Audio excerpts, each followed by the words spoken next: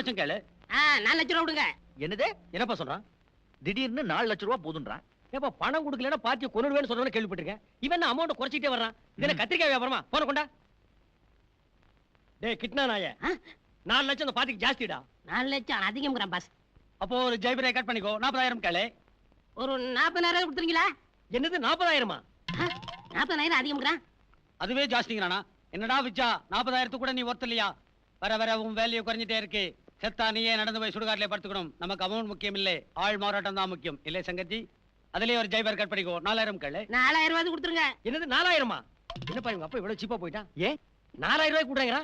அப்ப இன்னும் குறைச்சு 400 ரூபாய் கேளு. டேய் கிட்னா நாயே, 400 ரூபாய் தர முடியா? என்ன 400 ரூபாயா? யோ டெம்போலாம் வச்சு கடத்திருக்கீங்கயா, கொஞ்சம் பார்த்து போட்டு விடுங்கய்யா.